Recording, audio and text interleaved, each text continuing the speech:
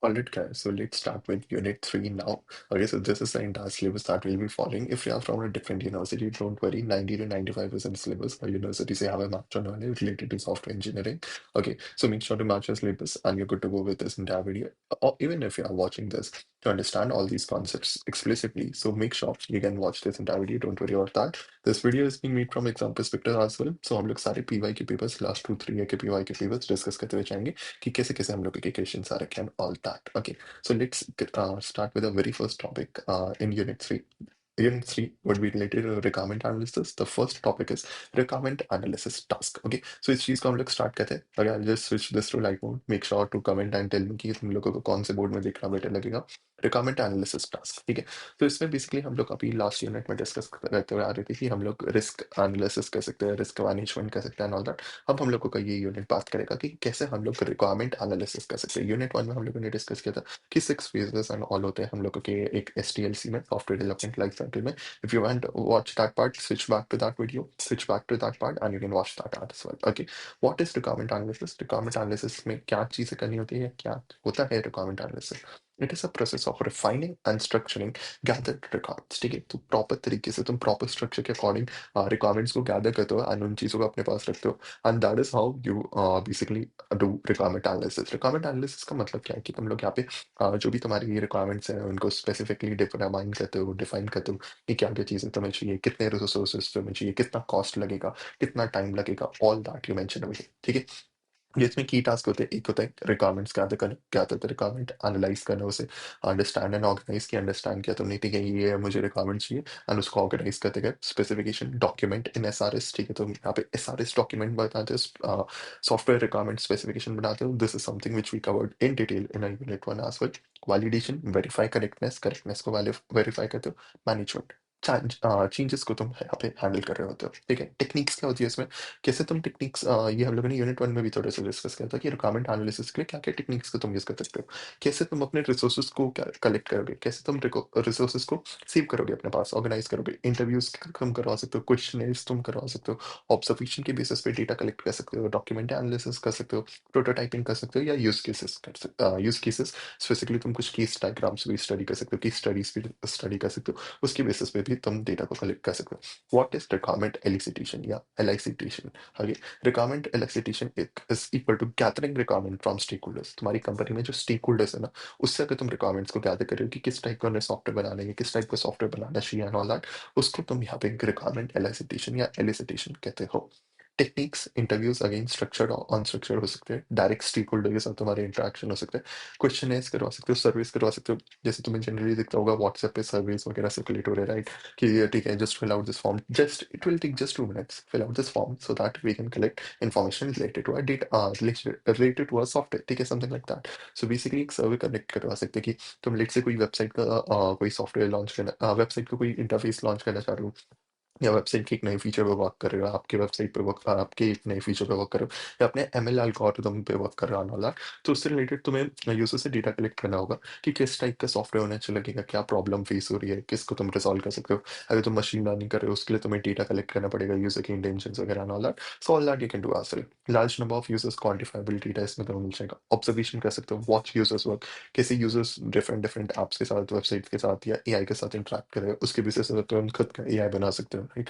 Understand actual workflow, कैसे workflow चलता है उन ऐप्स में एंड ऑल दैट. प्रोटोटाइपिंग कर सकते हो, तुम एक सिंपल प्रोटोटाइप बना सकते हो, एक मॉकअप बना सकते हो, ठीक है, और फिर उसके बेसिस पे फीडबैक ले सकते हो before launching each and everything. एक प्रोटोटाइप बना दिया, उसके बेसिस पे यू आर आस्किंग यूजर्स कि कैसे लगा है तुम्हें ये, एंड उसके बेसिस पे you are taking feedback and finally तुम फिर उसे इंप्लीमेंट करो. ठीक है, document analysis existing system documentation के बेसिस पे बना सकते हो, या उसको कलेक्ट कर सकते हो, इंडस्ट्री स्टैंडर्ड्स को फॉलो कर सकते हो. Okay, next is data dictionary. Data dictionary क्या होती है? Data dictionary is equal to central repository of data definitions. जितना भी तुम डेटा को कलेक्ट करो, जितना भी तुम डेटा यूज करो, अब बार बार तुम may be like complex words को ना मेंशन करो, या फुल फॉर्म्स ना मेंशन करो, शॉर्ट फॉर्म्स तुम यूज करो, समथिंग लाइक दैट. सो वो सारी तुम्हारी डेटा डिक्शनरी होती है. डेटा डिक्शनरी के अंदर तुम मेंशन करते हो इन चीजों को, राइट, कि this is a word, this is a meaning for that, या this thing is specifically mapped to this thing. ये सारी चीजें तुम्हारी डेटा डिक्शनरी के अंदर आती है. Contains for each element, name होता है इसमें, एलिस नेम होता है, दैट मीन्स योर निकनेम या अल्टरनेटिव नेम होता है तुम्हारा. डिस्क्रिप्शन होता है, कंपोजिशन होता है, रेंज ऑफ वैल्यूज होती है, एंड फॉर्मेट। ये 3-4 चीज़ें जो तुम्हारे पास होनी चाहिए। I will make sure to show you each and everything की images as well.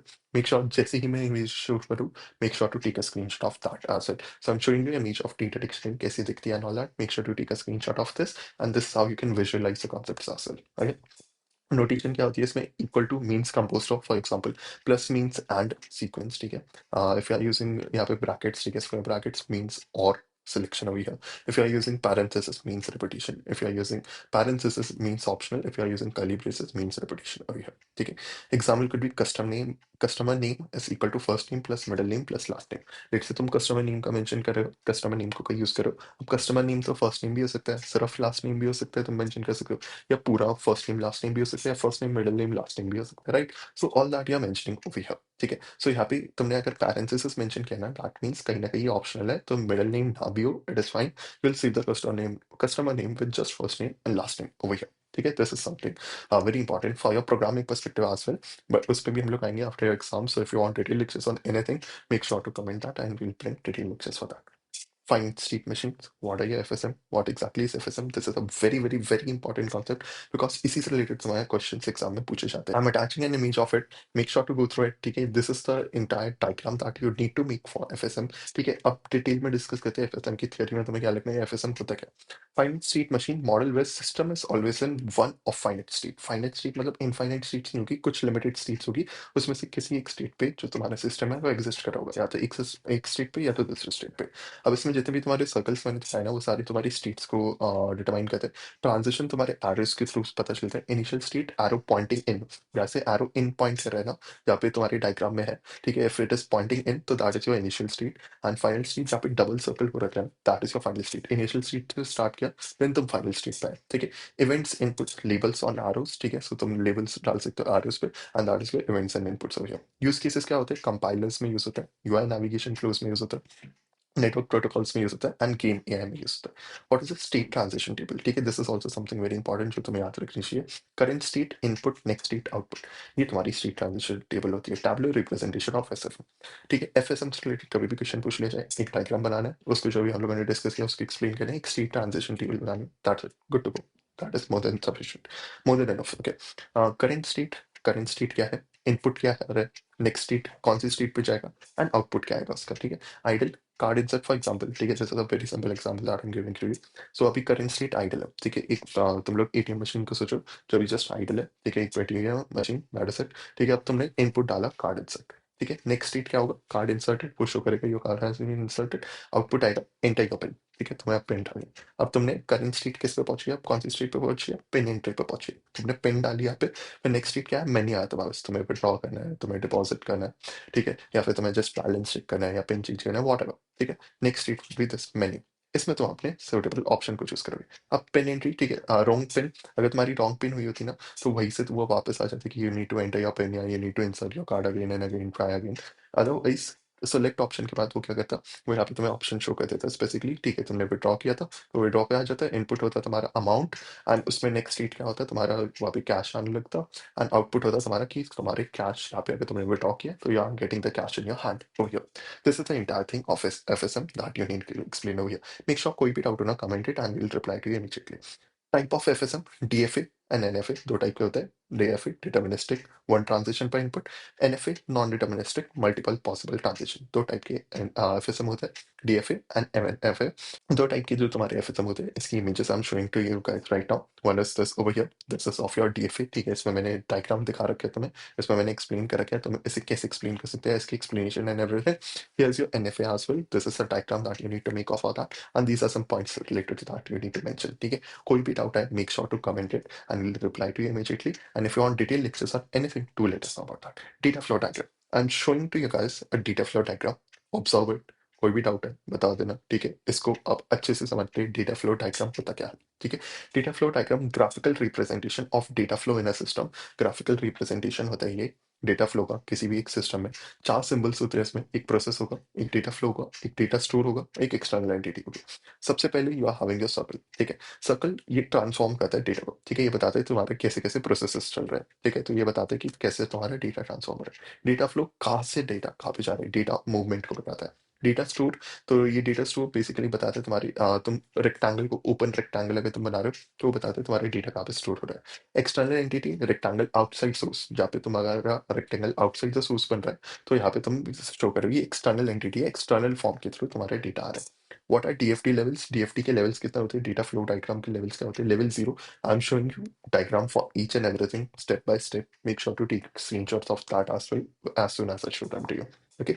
Level 0, context diagram, single process entire system, shows external entities only, highest abstraction. Level 1, here's the diagram. Make sure to analyze it. Level 1 breaks down level 0, shows 3 to 7 main processes, more detailed.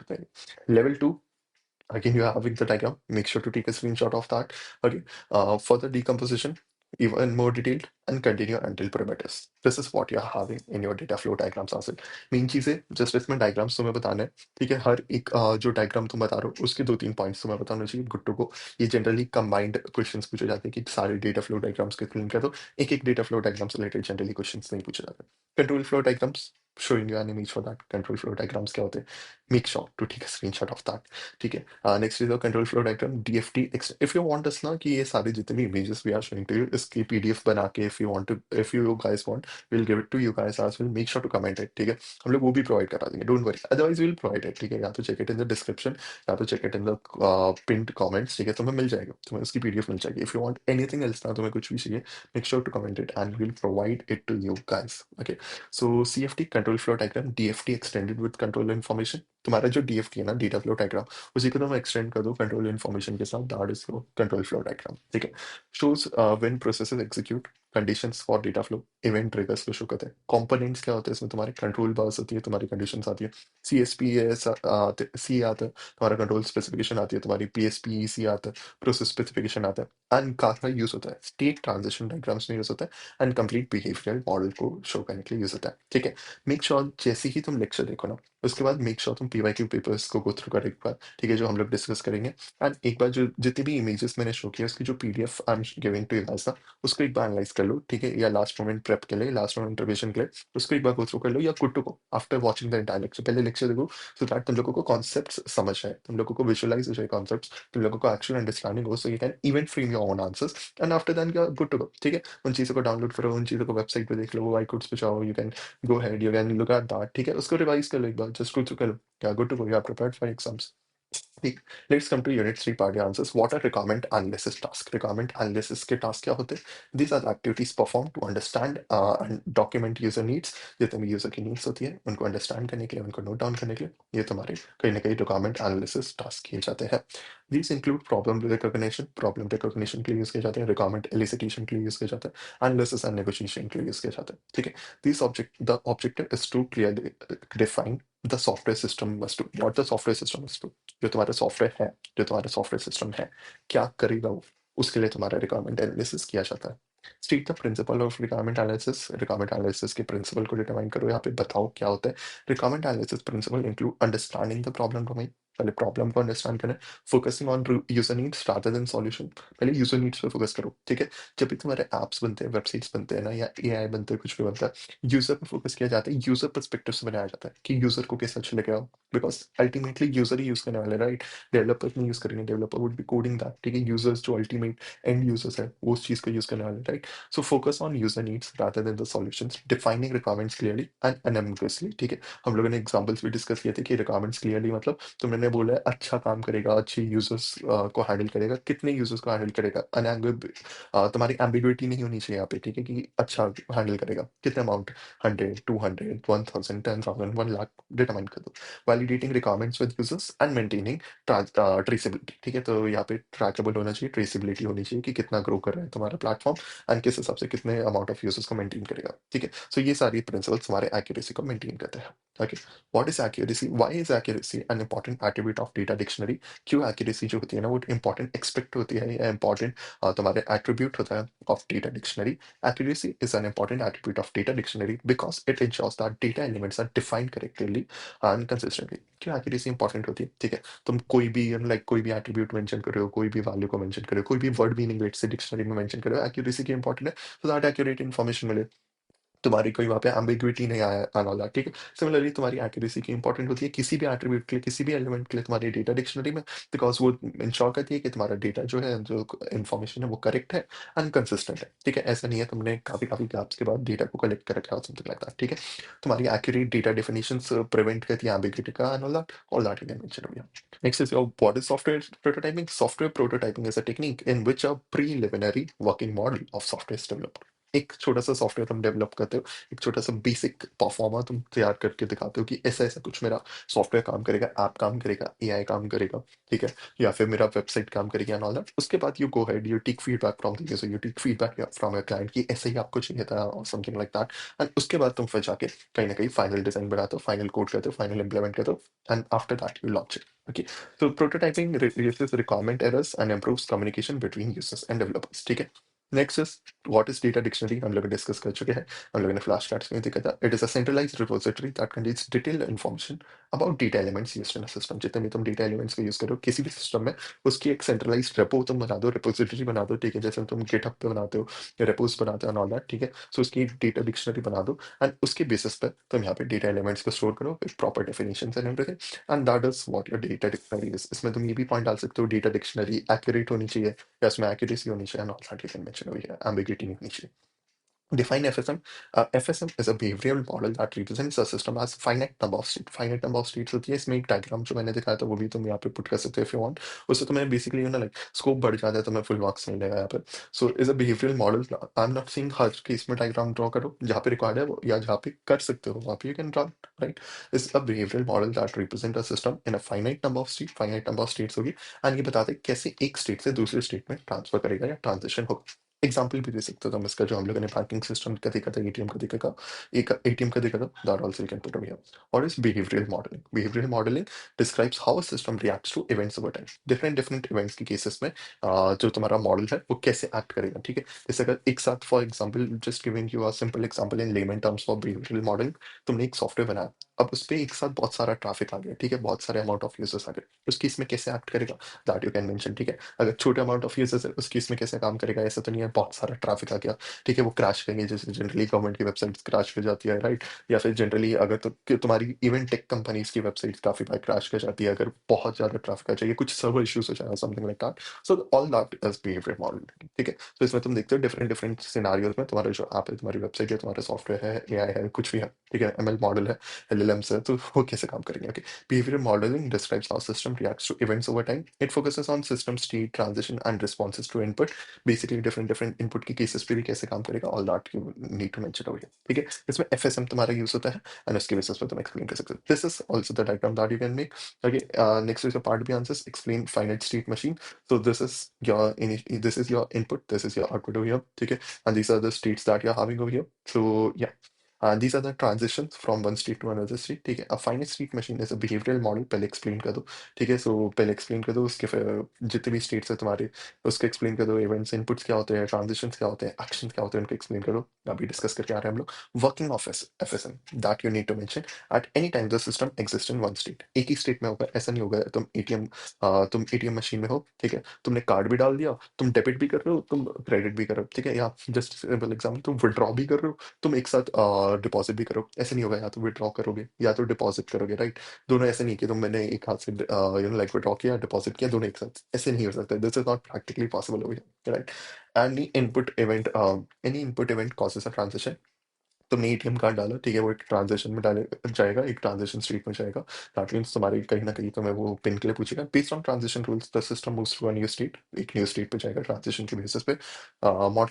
Modelling control logic, तुम्हारा यहाँ पे logic control होगा। Proper logic ऐसे नहीं है तुम directly ATM card डालो और डायरेक्टली विथड्रॉ पे पहुँच गए, नहीं, it will ask you for pin, ठीक है? इट विल वेरीफाई कि सही हाथों में है वो तुम्हारा एटीएम कार्ड या नहीं, है किसी ने चुरा के जस्ट डाल तो नहीं दिया। Communication protocols, embedded systems, user interface behaviour, ये तुम्हारे कुछ स्टेप्स होते हैं या तुम्हारी वर्किंग होती है। वर्किंग तो यहाँ तक थी तुम्हारी, these are some applications of your like your FSM, ठीक है? तुम्हारे कम्युनिकेशन प्रोटोकॉल्स में एम्बेडेड सिस्टम्स हैं एंड इन चीज़ों में यूज होता है। एडवांटेजेस क्या है इसके? Simple and clear behavioural representation होती है, सिंपल एंड क्लियर होता है, इजी टू अंडरस्टैंड होता है, सिस्टम रिस्पॉन्सेज इसके, ठीक है? Useful for validating requirements, requirements को तुम वैलिडेट कर सकते हो। लिमिटेशंस क्या होती है इसकी? Not suitable for data intensive systems, इनके लिए सुटेबल नहीं होता है। कॉम्प्लेक्स होता है, जब स्टेट्स जो है ना वो काफी सिग्निफिकेंटली इंक्रीज करती है तो कॉम्प्लेक्स होता है। Conclusion, FSM provides a precise and visual way to represent system behaviour, making it an effective tool in requirement analysis and behavioural modelling. ठीक है, so these are some of the points that you need to remember related to all of this. Explain data flow diagram and control flow. जो मैंने तुम्हें diagrams दिखाए थे उसको तुम्हें याद करना है, उसको ड्रॉ करना है यहाँ पे। उसके बाद एक एक पॉइंट में कुछ कुछ पॉइंट्स में तुम्हें एक्सप्लेन कर देना है, दैट्स इट। ठीक है, so a data flow diagram is a graphical tool used in structured analysis to represent flow of data within a system and all that। ठीक है, इसमें तुम डीएफडी की कंपोनेंट्स प्रोसेस आएगा जो ट्रांसफॉर्म करेगा तुम्हारे इनपुट डेटा को आउटपुट में। डेटा फ्लो आएगा, movement of data, data storage, data storage of data, external entity, source और destination of data.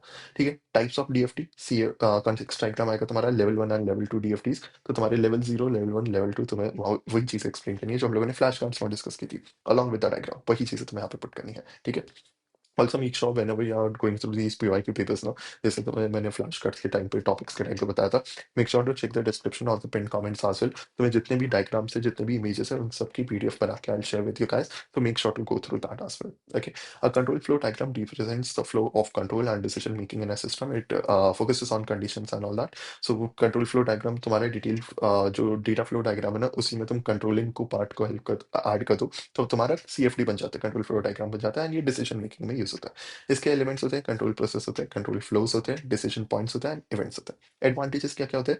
Model system behaviour, ठीक है, यूजफुल फॉर रियल टाइम के लिए यूज होता है। और जो तुम्हारा डेटा फ्लो डायग्राम है on the other hand easy to understand होता है, इंप्रूव करता है कम्युनिकेशन का और दैट। ठीक है, next is your DFD focuses on data movement, और जबकि तुम्हारा सीएफडी जो होता है वो कंट्रोल एंड लॉजिक पे फोकस करता है। ठीक है, और ये जो दोनों अगर साथ में तुम यूज करोगे तो ये functional and behavioural aspects of a software system को बताते हैं। Explain structure analysis in software engineering. Structure analysis क्या होता है? It is a systematic technique used to analyze and model software requirements. ठीक है, it breaks down a complex system into smaller manageable components and focuses on what system does, not how it is implemented। कैसे काम करता है वो, उस पर ज्यादा फोकस किया जाता है, ना कि कैसे इम्प्लीमेंट किया करा गया वो, उस पर फोकस किया जाता है। Okay, what are the objectives of it? Understand system requirements clearly, कैसे तुम करोगे स्ट्रक्चर्ड एनालिसिस। ठीक है, understand system requirements clearly, reduce complexity and basically improve requirement accuracy। ठीक है, these are the objectives, main जो objectives है, main जो goal है इस चीज के, these are the goals of that। okay, tools used in structured analysis, data flow diagram जो हम लोगों ने ऊपर डिस्कस किया। ठीक है, डेटा डिक्शनरी तुम्हारे इसमें ये चीज यूज की जाती है, पीएसपीसी प्रोसेस स्पेसिफिकेशन यूज की जाती है, एंड कंट्रोल स्पेसिफिकेशन यूज की जाती है। क्या क्या एडवांटेजेस है इस चीज के? Clear and logical requirement representation, easy to validate with the user and reduces ambiguity। okay, limitations क्या क्या है? Less suitable for object oriented system, time consuming documentation. ठीक है, ये कुछ इसके लिमिटेशन है। ठीक है, data flow diagram describe its types with suitable example. This is a simple data flow diagram. Data flow diagram बताता क्या है? Data flow diagram tells you कि एक स्टेट में अगर तुम हो, डिफरेंट डिफरेंट स्टेट में तुम हो, डिफरेंट डिफरेंट सिनारियोज में हो, तो डेटा कैसे फ्लो हो रहा है। For example if you are customer, you are ordering, ठीक है, उसमें डेटा कैसे जा रहा है, ऑल दैट। ठीक है, this is the diagram that you can make in this as well.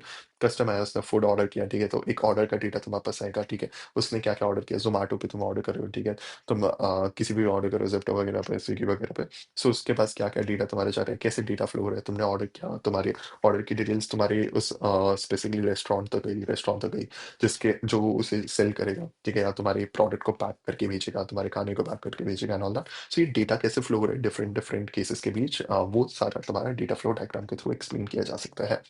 A data flow diagram is a graphical representation used in structured analysis to depict the flow of data within a system.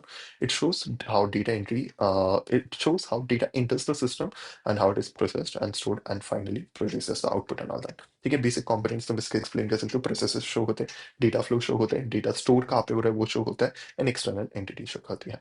Types of TFT, context zero, level level zero, ये सारी चीज हम लोगों ने discuss की थी, उसके diagrams भी मैंने शो किए थे। You can go through that. You can either go back to the video, नहीं तो you can check the description or comments for the diagram of this as well। ठीक है, diagram at PDF of this। Okay, context diagram, highest level of abstraction होता है, represents the entire system as a single process, shows interaction between system and external entities, useful for defining system boundaries। इसके लिए तुम्हारा CFD use होता है, ठीक है, या context diagram यूज होता है। Level 1 DFD expands the main process of context diagram इसको कॉन्टेक्स्ट डायग्राम जो तुम्हारा लेवल 0 था ना, उसको ऐसे समझो एक एब्स्ट्रैक्शन है, ठीक है। काफी एक छोटा सा प्रोसेस में सारी चीजों को बता देता है, या एक पूरी प्रोसेस को एक एज एन इंटायर सिस्टम देखता है। लेवल 1 उसे थोड़ा और अच्छे से एक्सप्लेन करता है, लेवल 2 और डिटेल में एक्सप्लेन करता है, ठीक है। सो इट शोस मेजर सब प्रोसेसेस को शो करता है, एंड जितना भी इंटरनल डेटा फ्लोस है ना उनको, एंड डेटा स्टोर जितने भी है उन सारी चीजों को शो करता है। लेवल 2 में तुम्हारी और क्या क्या चीजें ऐड हो जाएगी, further decomposition of level 1 process, level 1 को और तुम डिकम्पोज कर दोगे और डिवाइड कर दोगे, ठीक है। यूज फॉर कॉम्प्लेक्स सिस्टम्स के लिए यूज किया जाता है, एंड काफी डिटेल्ड ओवरव्यू ये तुम्हारी सारी चीजों को प्रोवाइड करता है योर डीएफडी ओवर हियर, ठीक है। Example, library management system, external entities क्या क्या होगी, all that you can put over here, data stores, book databases and all that you can put over here. Okay, so next is your advantages of DFT. Easy to understand होता है, communicate, helps in identifying missing requirements and all that. Limitations: does not show control flow, not suitable for time dependent systems over here, ठीक है। Conclusion: ये काफी powerful tools होते हैं, uses होते हैं, all that you can mention. Okay, explain CFT and control specification. Control flow diagram is used in structured analysis to model the flow control, ठीक है। एक डायग्राम बना दो, इसके एडवांटेजेस मेंशन कर दो, क्या एलिमेंट्स होते हैं ये मेंशन कर दो and all that. फिर कंट्रोल स्पेसिफिकेशन में you can mention it is a detailed description of systematic और system control behaviour. It defines how control is implemented using tools such as state transition diagram. ये तुम्हारा बता दे क्या क्या specifications होती है इसमें, कैसे तुम इसमें कंट्रोल बिहेवियर को डिफाइन करते हो या शो करते हो एंड ऑल दैट, एंड कैसे तुम्हारा कंट्रोल जो होता है वो इंप्लीमेंट होता है, ठीक है। सो कौन से टूल्स को यूज करके, या तो डिसीजन टेबल्स को, या तो स्टेट ट्रांजिशन डायग्राम्स को, या तो बूलियन एक्सप्रेशन को शो करके, ठीक है। इसके advantages disadvantages you can mention. Explain finite state machine with suitable diagram. हम लोगों ने डिस्कस कर चुका है, यही चीजें तुम्हें बनानी है, एक डायग्राम बनाओ या फिर उनको एक्सप्लेन करो, कंपोनेंट्स को एक्सप्लेन करो, स्टेट्स क्या होते हैं, condition of mode of operations, ठीक है। इवेंट्स क्या होते हैं, तुम्हारे एक्सटर्नल और इंटरनल इनपुट्स, ट्रांजिशंस क्या होते हैं, एक स्टेट से दूसरी स्टेट में जाना, एक्शंस क्या होते हैं, all that you can mention. Applications mention कर दो, प्रोटोकॉल डिजाइन में अपडेट सिस्टम्स में यूज होता है, एडवांटेजेस क्या होते हैं, लिमिटेशंस क्या होते हैं, not suitable for data intensive systems, and state expression problem के लिए यूज किया जाता है। कंक्लूजन you can mention कि ये precise and formal method होता है for model system behavior and plays a crucial role in requirement analysis and behavioral modeling. This was the entire part of your unit 3. I hope you guys enjoyed today's lecture. कोई भी doubt तुम लोगों को आए, make sure to comment and we will reply to you immediately. Otherwise, you can mail us at team@thewicodes.com as well. Okay, so this was it for your entire unit 3. Hope you guys enjoyed the lecture. See you guys in unit 4. Subscribe to Y Codes, the best study buddy. Keep studying, keep exploring.